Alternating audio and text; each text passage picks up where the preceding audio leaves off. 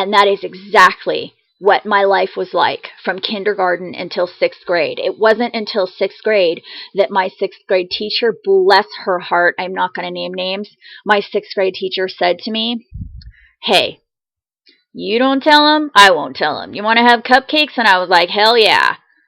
And so I didn't go to the library during my 6th grade year because finally I had a teacher that was like, this is bull crap and I'm not going to stand for it. And I was like, yeah, thanks, because I think it's bull crap too. But, you know, when you're raised a certain way and you're told this is how you have to do it, you do what you're told. And I was an obedient person. I, of course, went through I went through a very rebellious period during my teenage years because I was being abused. And I was being blamed. My stepmother lied about so many things. She would lie to everyone in my family about things that I did or said. A lot of it I don't even know. I just know that she was lying about me. My stepmother is a very big reason why my family has turned away from me. What she did to me when I was growing up is evil. My stepfather, on the other hand, is under extreme mind control. I was extremely terrorized by him to the point where I can't even look at his face without going into a terror attack. However, I have reason to believe that this person is under extreme mind control. Moving on, when I was in 1st grade. So you know that when I was in school, I was socially isolated. I was not allowed to participate in any holiday activities. I was not allowed to associate with anyone that didn't go to my church, and there weren't very many kids that went to my church. In 1st grade, my 1st grade teacher took us to her house. It was a field trip, and there's something about that, although I can't tell you what it was, because I don't remember. I only have like this flash image in my mind of the color red, but I have no idea what that was. I don't know if that was the color of her house or the color of her couch. I don't know. But I do think it's very odd that your teacher would take her whole class on a field trip to her house. I do think that's odd because you know what? Frankly, I would not want a bunch of 1st graders in my house. So why would a teacher do that? Okay? I believe that they have teachers in the school system that are conducting tests on children to determine which children are threats to the new world order that they're planning to set up, that they're almost there. They've almost got in. They probably are going to kill me, you guys.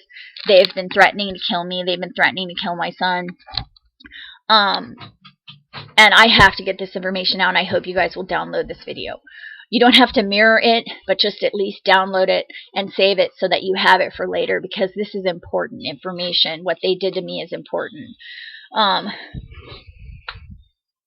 Because a lot of this stuff is being complained. Other people are complaining about this stuff.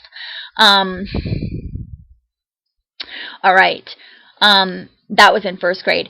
By the time I was in 4th grade, this was when the really, really seriously weird stuff started happening.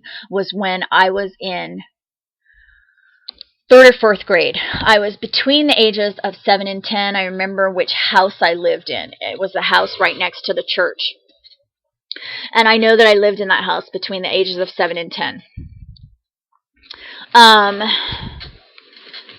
When I was in 4th grade, my 4th grade teacher, it was like supposedly a new type of educational program that she was teaching, apparently.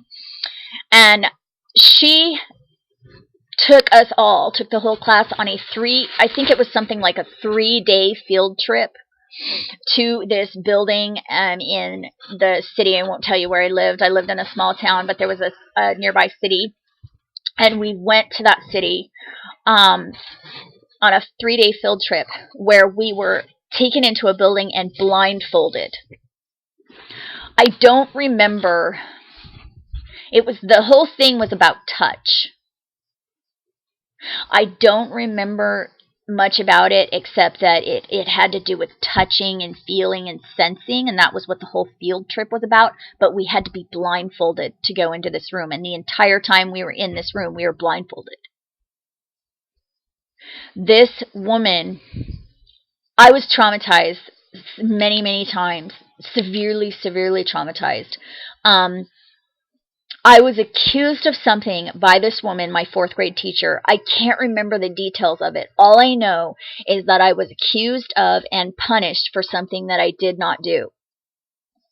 I believe now possibly they were attempting to discredit me later in life because they had determined through testing that I was not going to submit to their planned New World Orders. Possibly, I don't know. I'm guessing. I believe this woman was part of this project, though. There's no way. They were testing us. They tested me at 7. They tested us kids at 7. Then they tested us again at age 8 or 9.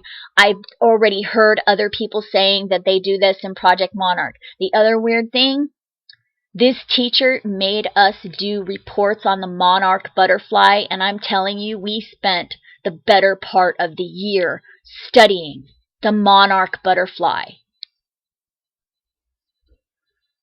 That is not normal. Okay, I remember we also studied dinosaurs, but the monarch butterfly, that's the thing that really got me later on. If I had forgotten about that, and then later on I was going through a box of old stuff and I found that report, I'm like, oh my God, I remember that. Then when I found out about Project Monarch, it all came together. So that is I feel that is very significant because that was around the same time. Like I said, I don't remember my exact age. I just know that I lived in that house. I know the location of where this happened, and it was during that time frame. It was when I lived in that one house by the church. I was between 7 and 10 years old, so possibly it was that same year. I'm not really sure. But there was a white van that waited for me after I would come home from school. I know that this white van it blocked my home path, my pathway from the bus stop home. It blocked my path. I know that this van was there more than one time because I remember distinctively, I remember sitting on the bus and I remember looking out the window and when I saw the white van, I was like, oh no, it's there again. Oh no. And I hid from it. So I don't remember what was going on, what happened with the white van. I don't remember any of that, but I only remember a few things. I remember being afraid. I remember recognizing it, so I know that it was there at another time. And I remember being afraid. Oh no, there's the white van again. And it was blocking my path home from the bus stop.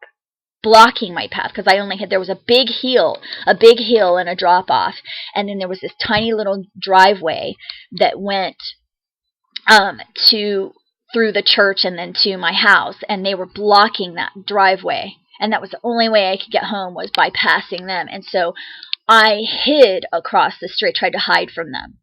So I was afraid of them. And it was men. It was all men, and they were standing outside of this white van. And I remember they were wearing some type of suit as in like a work suit of some type. Like a painting. Like I almost think I don't remember exactly, but I think they were wearing like painting suits.